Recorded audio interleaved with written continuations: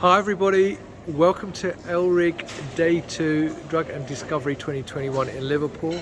I'm delighted to be joined by Chris Williams, who is CEO and founder of Questae Coaching and Consulting Limited. I had to look at a badge just to remind me of that.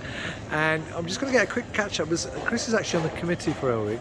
And we're going to find a little bit what she actually does. She does all this work for ELRIG. I thought it'd be nice to find out a little bit about her as well. So Chris, first of all, lovely to see you. How are you? Yeah, I'm brilliant, thank you. It's really nice to see you. And I know you've been here for 2 days. So before we talk about your business and so on, what's your view or feedback to the 2 days we've had here at ELRIG? Oh, I tell you, anybody who didn't come, out of choice, you should have been here. It's been fantastic. There's been such a buzz. We're all exhausted because we've done nothing but talk non-stop for 2 days. I completely understand there's loads of you who couldn't come for very valid reasons, but yeah, you've got to make sure you come here next year. It's been fantastic. Yeah, well, I'll tell you how busy it is, people, that actually Chris was on the door doing the registrations, giving out the lanyards and getting the badges printed out, and they ran out of paper, so I couldn't even get a badge yesterday, so I had to go today and do it myself. But there you go. Yeah. So anyway, so Chris, can you tell us a little bit about what you do actually as a business as well? Because you've got 2 arms to the business, so what do you actually do? Yeah, I know, and I really appreciate the question because, as you said, I do a lot of volunteer work because I'm passionate about it. But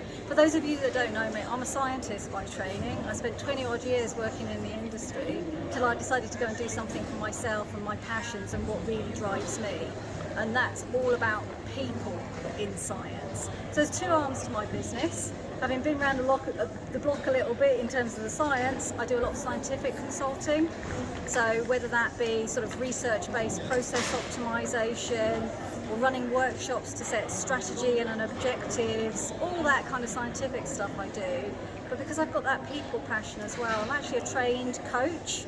So I do Myers-Briggs profiling, and I can explain that if you don't know what that is. Well, I actually did one of my old jobs many years ago, actually. Oh, yeah, okay. So I'm a qualified Myers-Briggs practitioner. I also do other coaching, either at individual level or team coaching. But I also run a lot of workshops. So I committed to run a workshop for ELRIG this year, all about how to deal with conflict, giving and receiving feedback, how to learn in teams.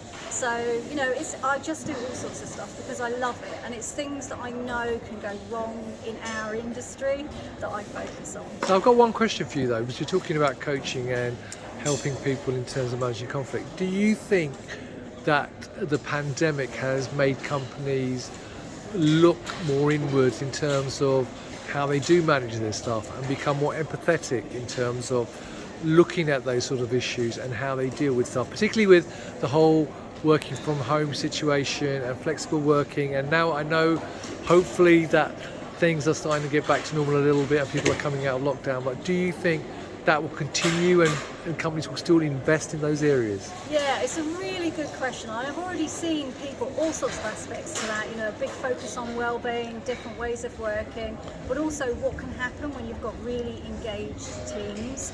You know, you've only got to see what Steve Reese has said about getting involved with all the COVID testing centres and what Rob Howe's work to know that when there's a real sense of purpose, magic can happen.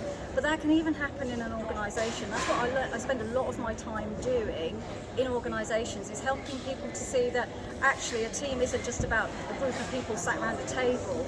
It's about trust, it's about being able to have those difficult conversations, it's being able to understand that common purpose that everyone's working to.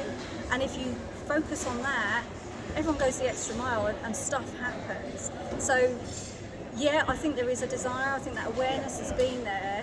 I am really hopeful, just like many things like flexible working policies, that this has become a real focus for people.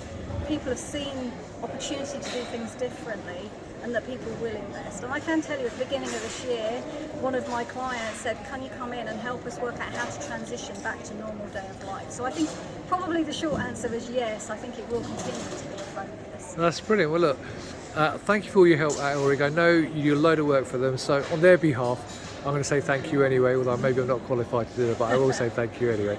And it's been lovely to see you this week.